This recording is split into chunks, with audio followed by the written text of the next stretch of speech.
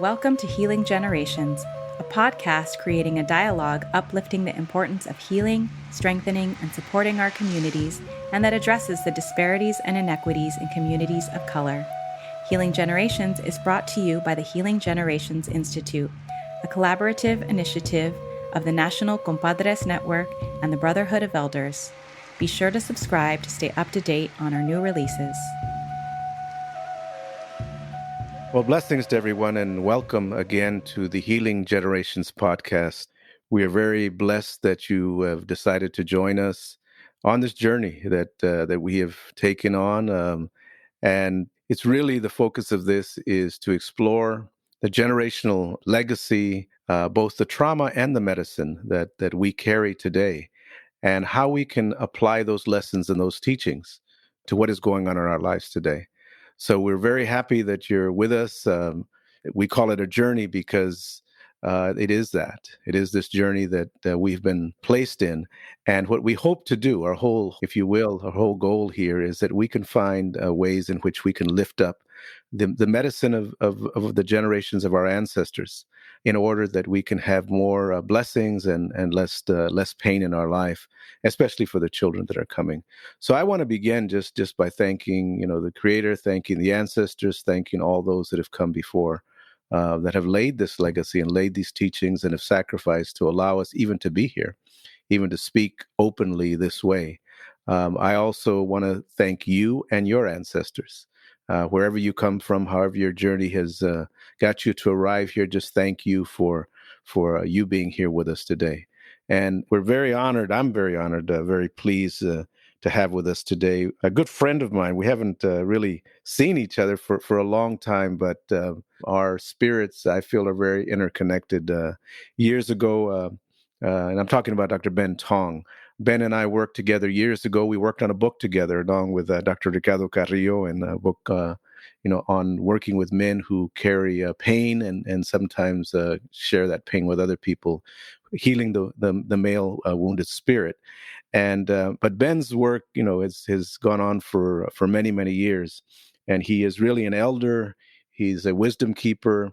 He's a leader in our community, but also, in the more, if you will, Western way. He's a professor emeritus of clinical psychology at the California Institute of Integral Studies.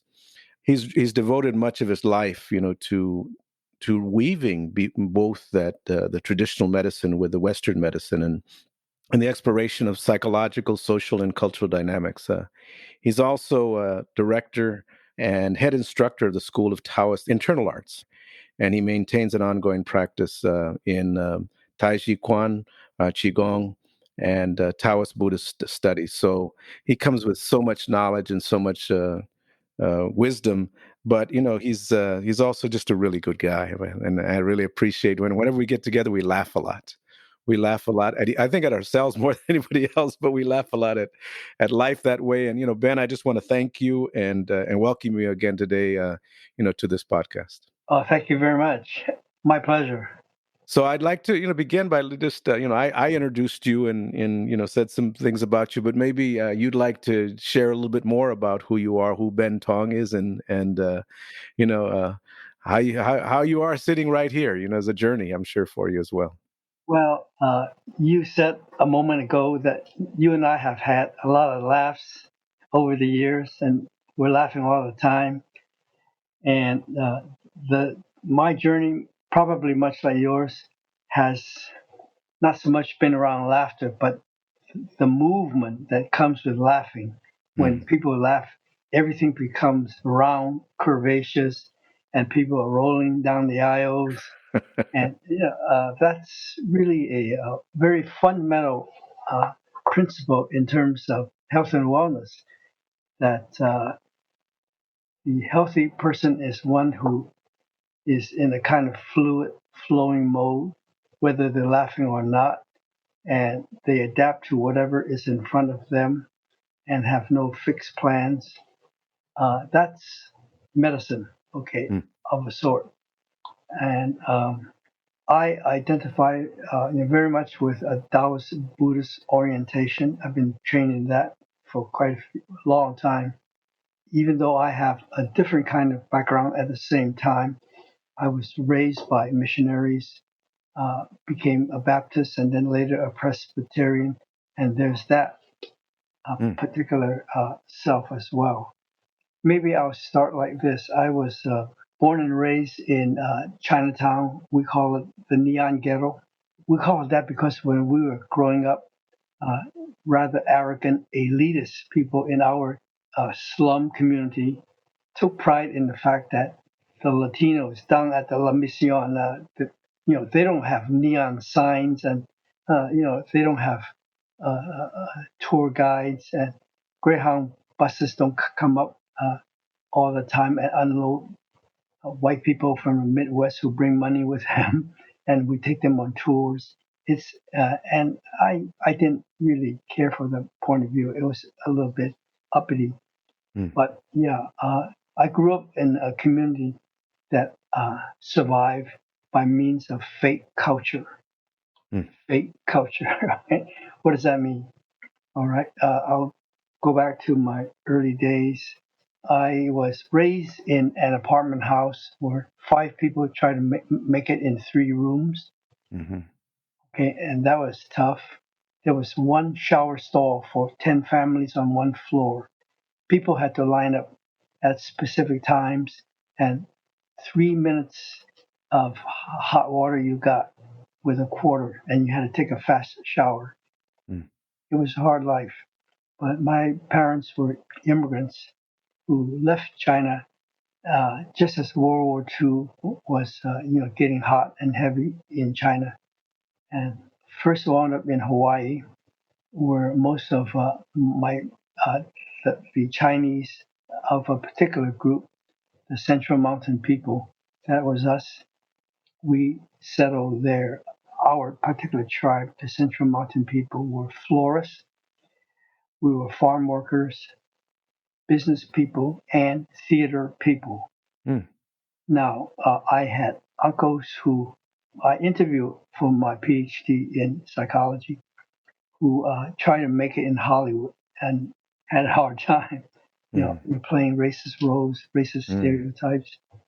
My dad used to say, in like people in theater, he said to his 4 sons, you can be more than one character. You don't always have to be in the same play.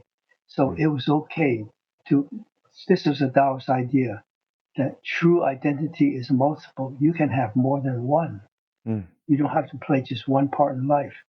And he would say, you can have you can be as many characters as you want. Just make sure one pays the rent. That's it. And be kind to the helpless and the young and the elderly. And that was it. And Mm. and the rest is carte blanche. Carte blanche. We were one of a few families then, because we had this particular background as theater people. We were practically the only family who did not push kids to go to college. Mm. Okay, because go to college and the agenda was linear, clear. Most of the families, maybe the majority, and even now it's still the same. American dream, immigrant's dream. Go to a prestigious school, get a degree in something that's prestigious Mm. and that will pay well. When I get older, then you will take care of me and be sure to have children and make sure one is a son. And don't you dare tell me you're gay. That's the program. Not the kind of family, the kind of Central Mountain people that my dad and his kin came from. Mm. So life is open. You can play. You write your own script, and that was cool. And so there was no pressure to go to college and follow that route. Or I was then raised in the Neon Ghetto, and then next to them was First Chinese Baptist Church, with missionaries there to work with the heathens, the pagans, to save their Mm. souls. Mm. And my parents said they're good people. They provide free English language classes.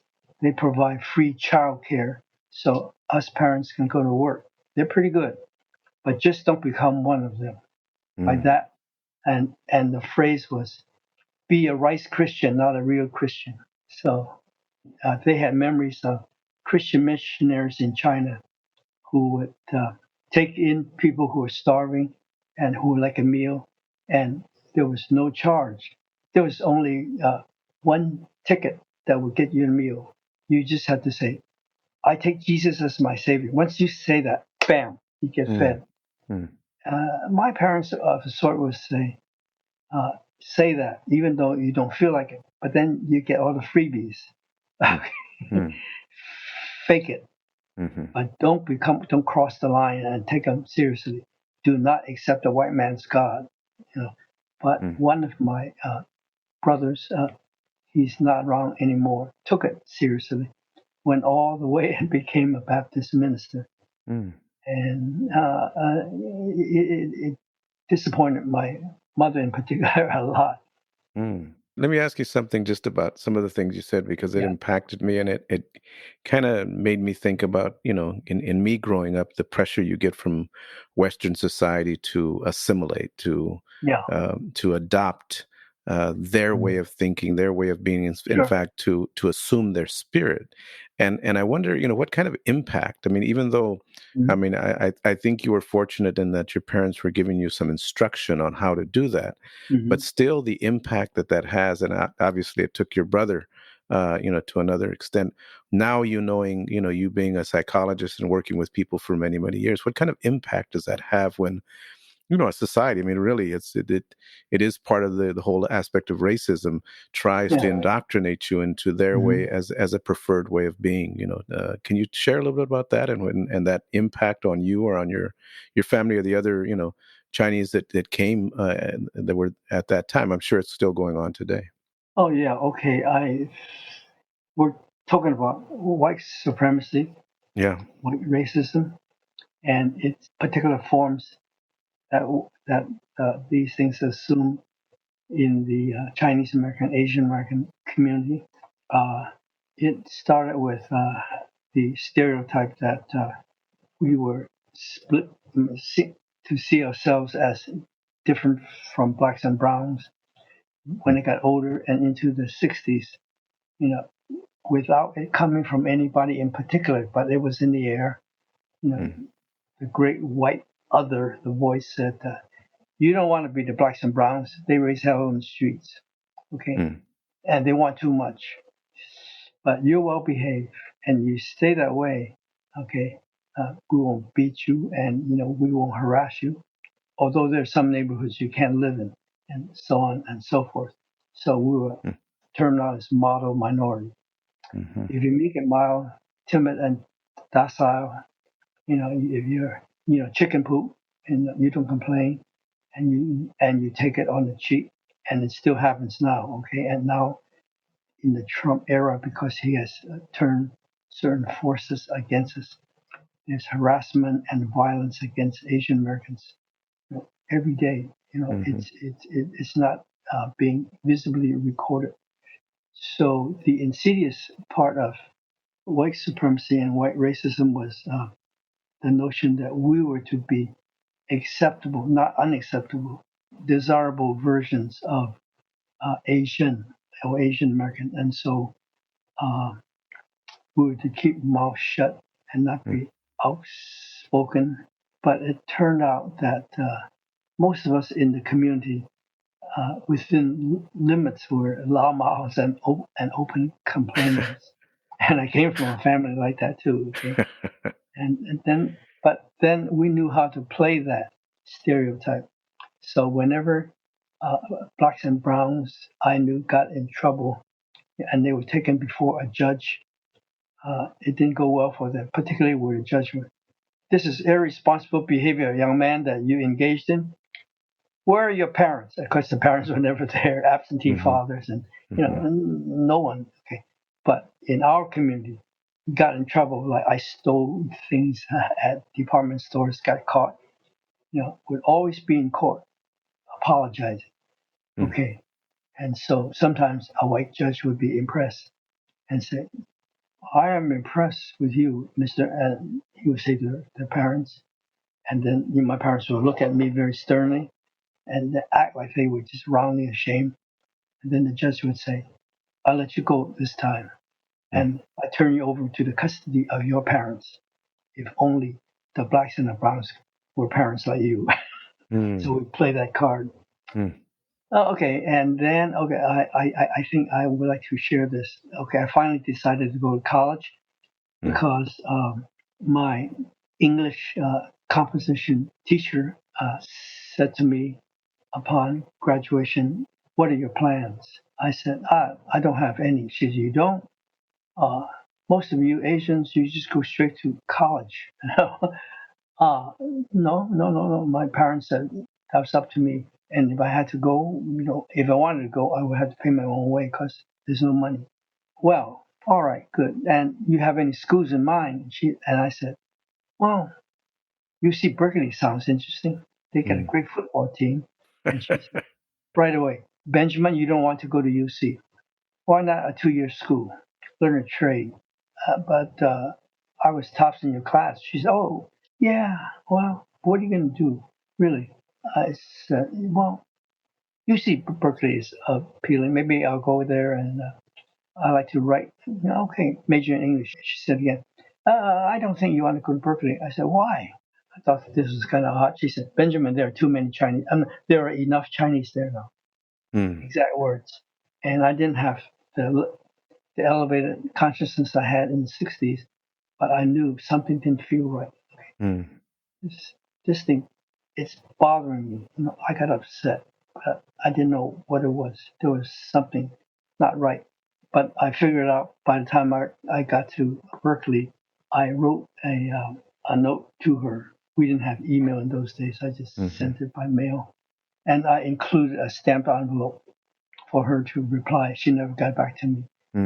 I said, "I question your observation about there being enough Chinese already in Berkeley. I think myself there aren't enough. And if anything, there are quite enough, maybe too many white people, white students. What do you think of that?" And she never got back to me. Okay, and then I went in and out of school, and I had quick careers. I was a mailman for a while, and then, in fact, on the day JFK was assassinated, I knew there was something wrong. What am I doing? Just passing mail. I've got to be doing something else. I went and I quit the same day, and then I had to find work. Then I became a fruit picker, and I was in the fields with La Raza, right? Picking apricots. 13 cents a full bucket. It had to be overflowing. 13 cents. And I ate with them, and I couldn't speak Spanish, but I was more or less accepted. What did I eat? What they ate. Every meal was what? Apricots. You picked the apricots, and all you had to eat was apricots. It was rot gut dirt poor, poorer than Chinatown. That was an experience. So I kicked it on, and then finally I felt a pull within to finish college. I kind of felt there's something ahead. I can't see it that might require me, in a practical sense, to have a degree. So I went back and then ran out of money. And I finally went going back and forth, dropping out at times, uh, just mainly not having enough money. So anyway, I back and forth. And at 27, I finally got a BA. And then I felt I still need work. And I quickly got a teaching credential, and I taught 7th and 8th grade. Okay, this takes us then to, shall we say, the eve of the late 60s, when anti-war, anti-poverty, civil rights hell broke out, flower power. I mean, it was quite a place to be in San Francisco Bay Area. I participated in the shutdown of San Francisco State to create ethnic studies. The very first Asian American at that time, Latino studies was La Raza studies, Native American studies, which later became American Indian studies. And the word Asian American was heard for the first time. So I took part, and then I got my face on TV. I mean, it just happened. I was not a spokesperson. And someone high up in the administration in the school system called me in.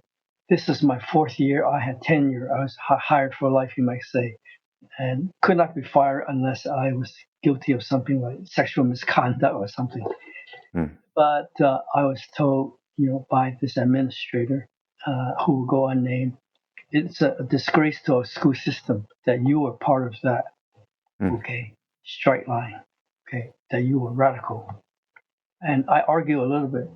Who would associate me with the school system just by seeing my face? Mm. But more importantly, what I do outside of work, whether I shine shoes, sing in nightclubs, or be part of a protest line, is my business. And then she had it. She said, "We'll find a way to get rid of you, even though we gave you tenure." Mm. And I said, "You can try all you want to get rid of me, but you don't have to try." I quit. Mm. It's unconscionable for me to work for an administration that harbors your kind of point of view. Mm. Okay, so I left. I resigned. Wow. The first of a number of resignations from tenure positions. Mm.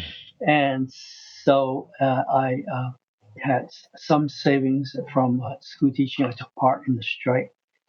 And then once the strike was settled, those of us who put it together, who say to create Black studies, Asian American studies, most of us, not all of us, most of us left. We didn't want to stick around and take Mm-hmm.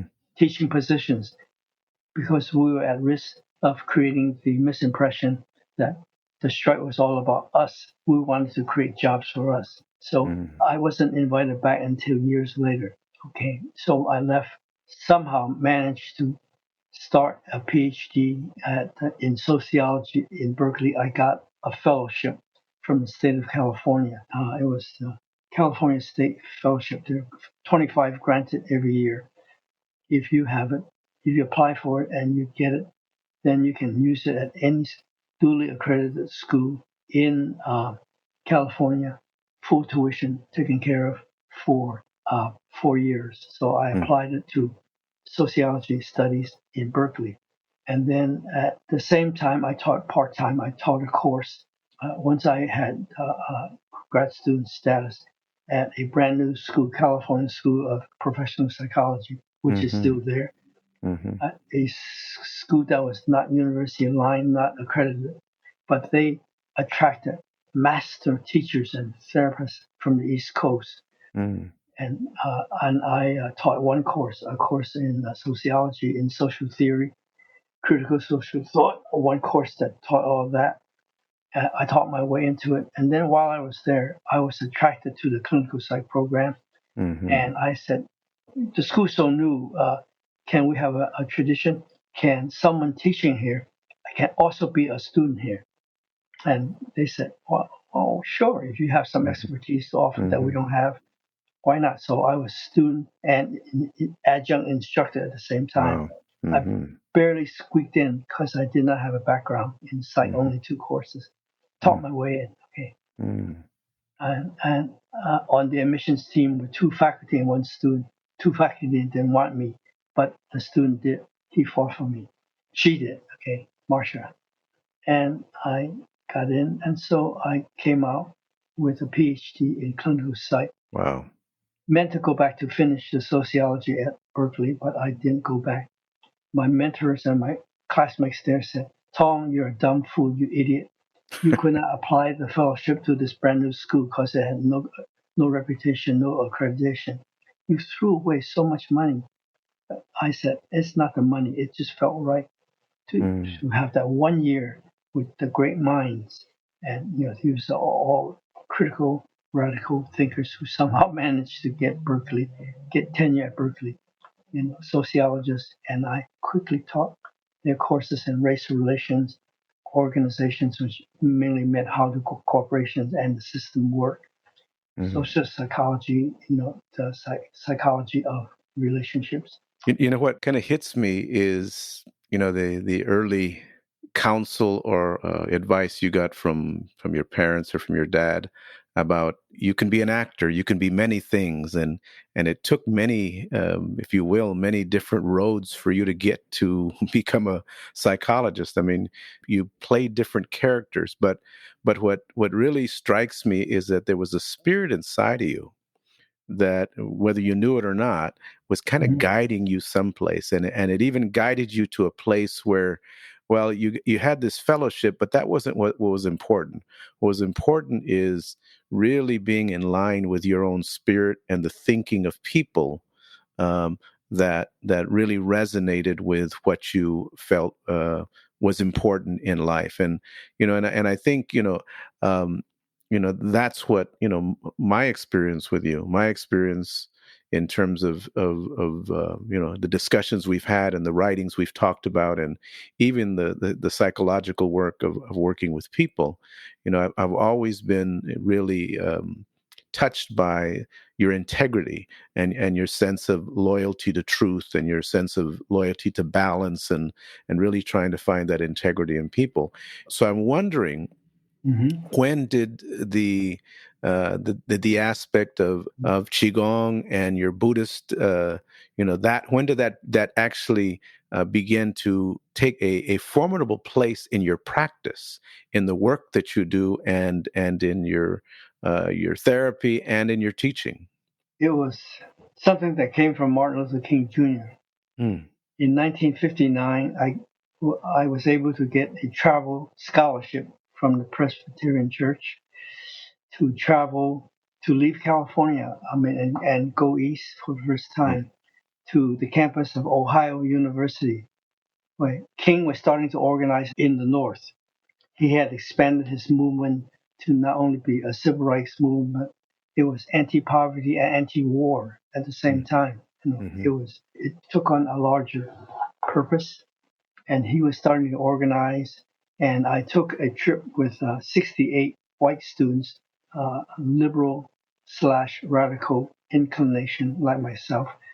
I was the lone Asian, and we was on this Santa Fe train, the rickety train that went mm. back east. And well, the trip itself was quite a thing, and that's I got stories about that. But anyway, when we arrived, King, gave a number of presentations to this massive audience. It was outdoors, and then he turned to his right hand man at that time, who was Reverend Jesse Jackson, and said, "My man here is going to, at random, pick 10 of you, so that I might meet with you for 1 hour. I would love to, in my heart, meet with all of you. That's virtually impossible."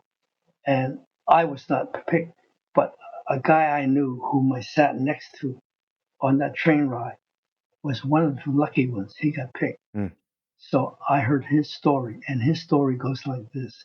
And he told it to a few of us. They were congregated in the room, 10 of them. This is melodramatic. And there was King, and King started by saying, "You might have some questions." And the whole room was just frozen. They were just in awe of him. mhm, And then one guy spoke, who later on, without meaning to, took over the entire conversation because it was compelling. He said, "Dr. King," he started by saying, "has there ever been something that felt right for you? Maybe, let's say, a career path, and it was right for your family, and it just felt right?" And he said, "Yes, yes, I can answer that right away. I think I would have become a very good professor of theology. mm, I am a teacher, I am a scholar, I would like that. I fancy myself teaching maybe Princeton, Yale, whoever wants to give me an offer." Yeah, I had that dream. And this young guy said, "Yeah, obviously you're not living that dream right now." He said, "Oh no, maybe no, I'm not." So then this young man got anxious all of a sudden. "So why?" And he put up his hands, dramatically. "Why are you doing this?" In other words, why are you at the leading edge of this movement, literally, mm, and and in harm's way? Police can show up abruptly and arrest you, beat you. You're harassed all the time, and there's so many things to do. I mean, what a terrible way to go, and so painful and stressful for you and your family. Why are you doing this? And this kid said to me, he had an image in his mind that King was about to say, because King was a Christian minister. "The clouds parted and the Lord said," but King didn't say. King instead said, "I try to get away from it." This is the Garden of Gethsemane. Take away this cup. I try to get away from it. This was not theological language, just something else. I struggle. I didn't want this. I didn't want to be at the leading edge of this, in harm's way. I didn't want this. And then this kid said, "Why did you finally do this?" He said, "I tried every way possible to get away. Finally, I couldn't. I just couldn't. I surrendered. Mm. It wouldn't leave me alone." Those words, Mm. it just would not leave me alone. Mm. That story stayed with me, particularly what King said. So in my counseling work, okay, advising work, life coach, psychotherapist, healer, you might say, that's in my medicine bag, Mm. that notion. So when I've done, they call it career counseling or life coaching. I'm confronted with young people who say, "I don't know what to be," as though it meant I have to find that right major at age 18 so that Mm. I don't know what the hell to do in my life for the next 45 years. Mhm. Mindful of King, I said, a better way to go is not actively search for that, but actually allow it to happen Mm. in a quiet moment or sometimes not, wherever you happen to be. Sometimes you will feel something. You can't find the words, but it will be, in King's words, something that won't leave you alone. Mhm. Comes and goes. It's a voice. You might be in nature, which maximizes the likelihood you hear that voice. Not in the cities in the midst of steel and concrete and crowds. And then I added to that, if there's something that won't leave you alone, and it wasn't something that most of us could agree was negative, you know, I want to be a mass murderer, a serial killer, nothing like that, but something that from the heart that was good, that felt right, that was you. And there was no way to verify this except simply to go on that path. Mm. And the more you're on the path, and the more that voice comes in every so often, keep going. Yeah, Mm. I'm here, I'm here. Mm. It'll push you and then it'll pull you. You might wind up finding it's not the right path too. But, and I added to this over the years from other people's and my own experience, it might nudge you over, okay, a little bit to the side, and you find yourself doing something that wasn't exactly like this ideal, but it was close enough, so close that it's more right than that. Mm. So I take this from a guy who wound up, who had a dream that pulled him. It was wide open. He could hear the voice. Mhm. I want to be a music editor for major motion pictures. Okay, and he walked that path. He had the talent. He didn't have the connections, and he didn't make it. He didn't make it. And off to one side, he wound up with a radio show where he would play tunes from movie themes, and then sort of healing work with people who called in to listen to the songs. Mm. And then one of the episodes of a series, and I forget what it is a show that has the format of three people in the early 20s traveling Mhm. in a big van to selected parts of the country to talk to people and ask them, how do you wind up in this particular career? Mm. And this radio talk show host who played movie themes and gave people advice said that you might not quite get there, but something off to the side you wind up doing may feel eventually more right than had you gotten to there. Mm. So anyway, I kept something pushing me forward, and it wasn't one thing. After a while, it became more than one thing. I Mhm. knew I wanted to do something that had a healing dimension, and there was a teaching thing.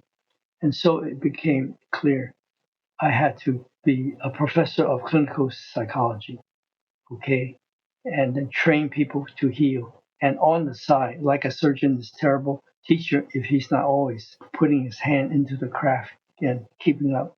So I became a practitioner and Mhm. as well as a scholar and a teacher, starting to play more than one role, but in that general direction. Mhm. And I Mhm. did that for decades. And then something happened. Something came in from more or less nowhere. I start to hear another voice. In terms of specialties. In more recent years, it's been trauma, just trauma. Okay? And there's Mm-hmm. trauma everywhere. Yeah. Trauma unacknowledged, in fact. People could be like right now with this pandemic, there are more people traumatized than people who are not and Mm. have not been able to call it by its right name. Mm.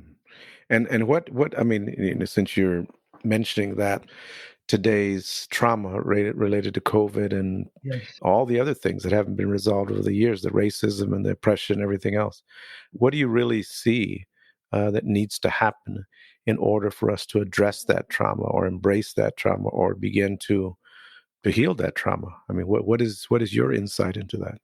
Eventually, I met up with a Taoist master, Mm. other voice that came at one time, Mm. whisper in my ear that I had to find a complete master from my Mm. traditions.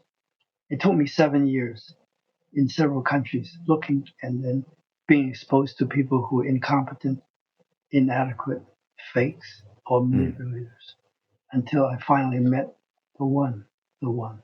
He's still my teacher. I haven't seen him in 14 years, Mm. and he's a story unto himself.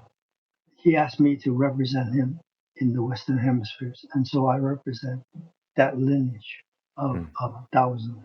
It's called Qunzhen Longmu, the complete reality branch of tradition, the Dragon Gate branch sect. Mm. Is very specific, okay?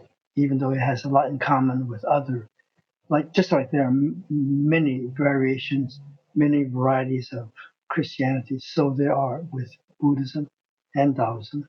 And so I achieve more clarity.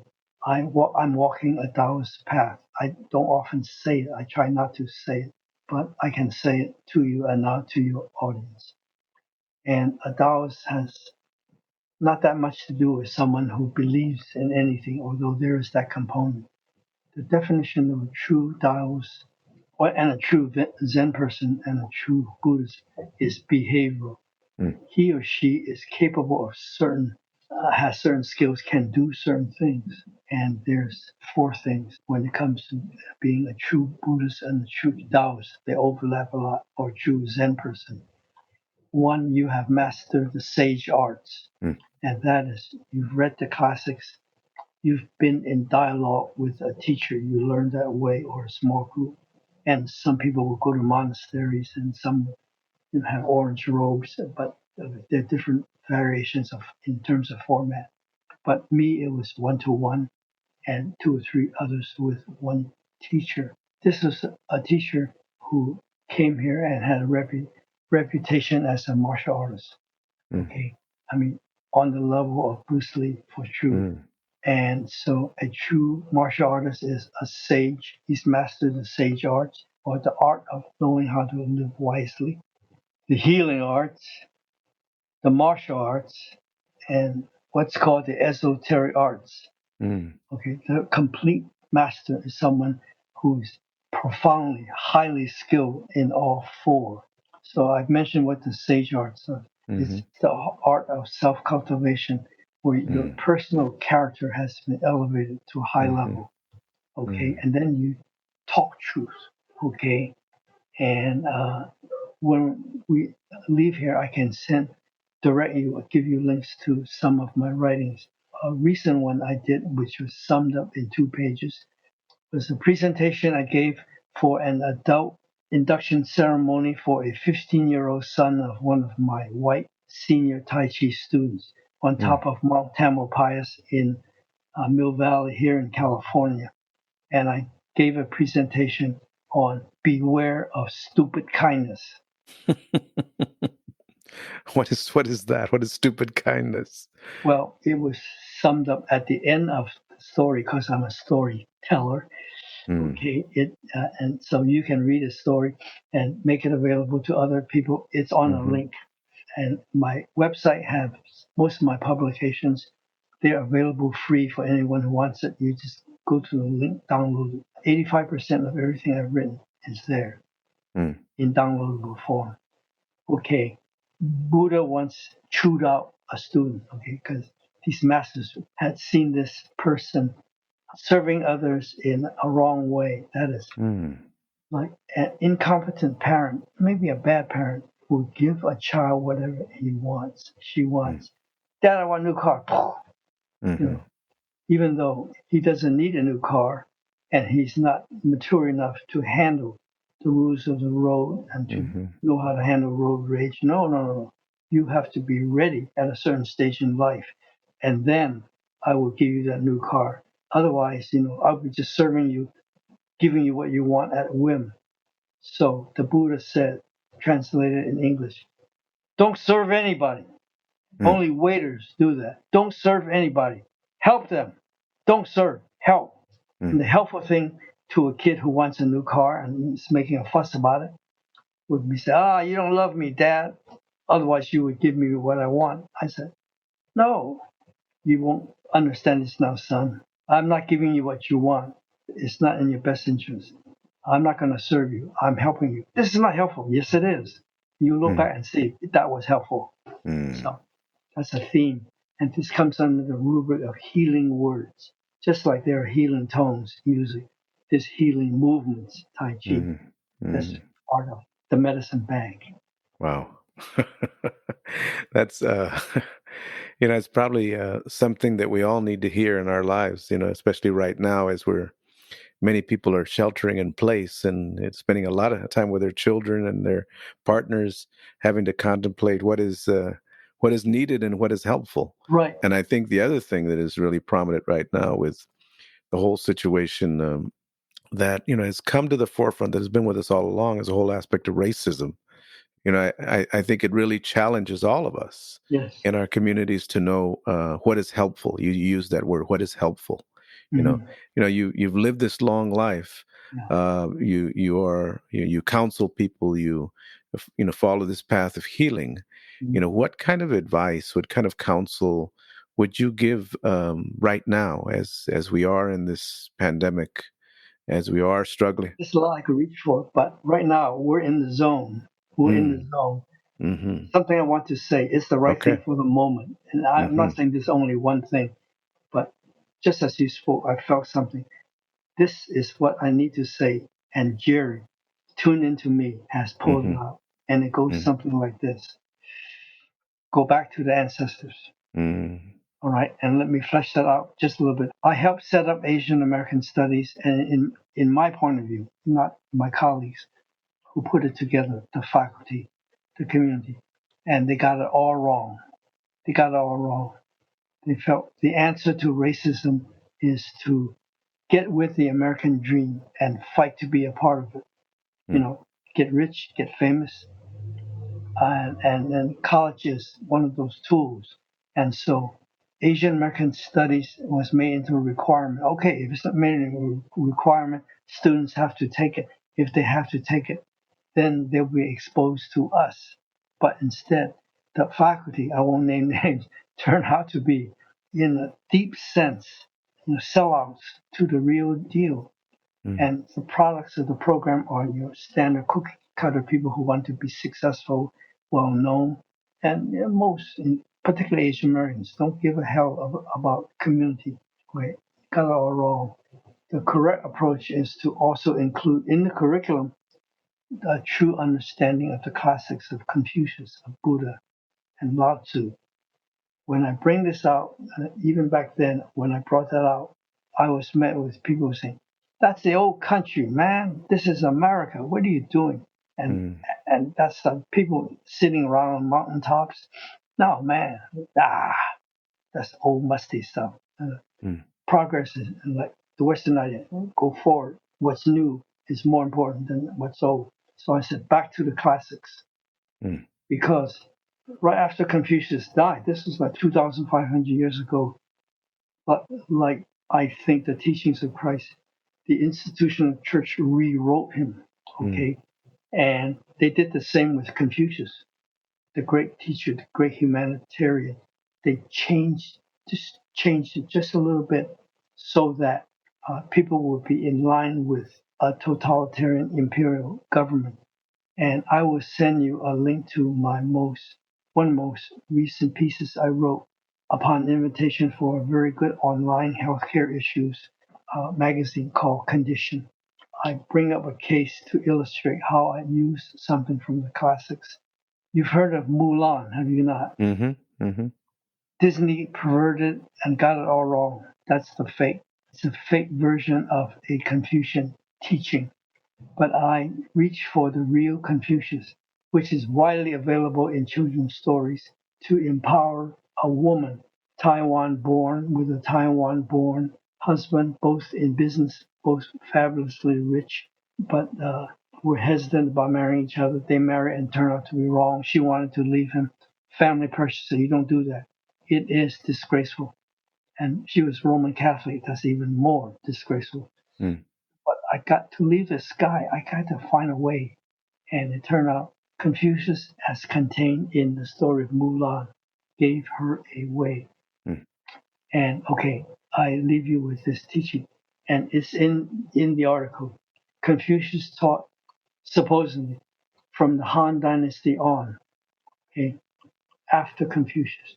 A brand of Confucianism that wasn't classical. It was scholars call it imperial. And it goes like this: love your father, love your teacher, love your king. Mm. Love meaning one thing only, unconditional obedience. You do as patriarchal authority says, insists on, demands, even if they're wrong, even if they're dumb and stupid, okay? Like Trump says, drink the Lysol, and then vaccine goes away, right? Yeah, well, okay. And don't question authority, even though it feels like you should. I mean, they'll probably cut off your head. Okay, and so in the Mulan story, in its original form, and you know the story, if you don't, about a woman who, a young teenage gal who disguises herself as a soldier, Mm-hmm. passes as the elder son of her father, a retired general, when there's a call up for males to come forth from every Mm-hmm. family to be in the armed forces. There's an invasion coming in from the north. Okay. And so she succeeds in that, but she has no business doing that. Mm-hmm. Okay. Women were not allowed in the army. If that happened, some heads will roll. At that time, women, their place was in the homes, okay, would wash and sew and cook, not have babies. So she said, this family must bring forth a male. And so she presented herself one morning after eavesdropping on her parents, struggling with the father saying, I've got to put on my old uniform and go back. The wife saying, you can't even walk straight. You can't do this. We got to do something. Our son is only 9. He's too young. But the daughter, she was 16, 17. She presented herself to her parents in her father's armor, and they were shocked. She said, I look enough like you physically. I could pass as your son. And we Mm-hmm. live on the outskirts of the village. Very few people have seen me. They've heard of me. And anyway, she went in and for 12 years passed as a man, okay, and living a lie for a righteous cause, to defend the country and the family and the culture. And so the fourth line in the classical Confucian saying that was changed. See, the empress had just restricted that to 3 lines. Love your father, love your teacher, love your king. The real deal was 4 lines. Love your father, love your teacher, love your king, but above all, love the truth even more. Love Mm. the truth even more, Wow. which means go against authority when necessary, Mm-hmm. when appropriate, not always, not either or. That became a subversive teaching, which the masters in the wisdom embedded into a child's story, folklore, Mm. tale of Mulan. If only they knew that treasure that was there. Wow. You know, it's beautiful that you share that because it gives me a deeper understanding of who you, Ben Tong, are in you sharing that last teaching. Because I've known you to be a truth teller. I've known you to be a truth sayer, and your story is an example of that. Your story in challenging the school system, and challenging the university, and challenging even ethnic studies, all in order that you can be in line with that those 4 teachings, and especially that one of truth. So and I think you've had many students, you've had many people that you've coached, but I know that your work has impacted generations of people. And as someone that has benefited from your teachings of sitting with you and us conversing and discussing and laughing, and sharing fun times and eating together, you have enriched my life as well. And as an elder, as a wisdom keeper, as someone that has really balanced the way for many of these teachings of your ancestors, I just want to thank you, and I just want to acknowledge you for who you are and the teachings that you've brought to so many. And I wish we had hours and hours, and offline we'll discuss more, because there's so much more for us to talk about and to learn. But on behalf of the audience that is listening, I really want to thank you, Ben, for all that you have done and all that you will continue to do. And you thanked me, and I didn't want to have the last word, but if I had the last word, okay, from my training, I've learned a good healer leaves his or her ego by the door. Mm. This healing relationship is not about me. I don't want you to like me. I don't want you to give me anything. Okay. The focus is you. I'm not part of it. Yes, I am, but there's nothing of self-interest. And so ego defeat training is constant, because the ego always gets in the way.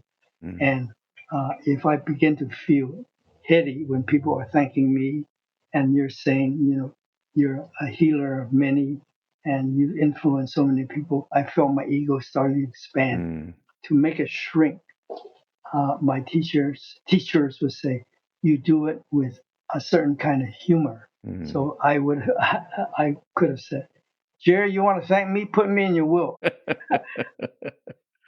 Can you give us your website, or how we can? Oh, yeah.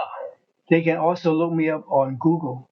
Okay. Dr. Benjamin R. I'm the only Benjamin R. There are 158 Benjamin Tongs, but only one Benjamin R. Robert. I'll say it first. lofu38@gmail.com, Mm-hmm. which is, if you go to my website, it's there. All right. Lofu is spelled L as in Larry, O as in orange, H as in hair, F as in forest, U as in useful, LOHFU, Lofu 38 at gmail.com. Mm. So feel free to make contact, anybody Mm. out there. Yes. Now, I know you have a lot of wonderful writings, and that can really give people deeper, insight and knowledge into some of the teachings you shared today.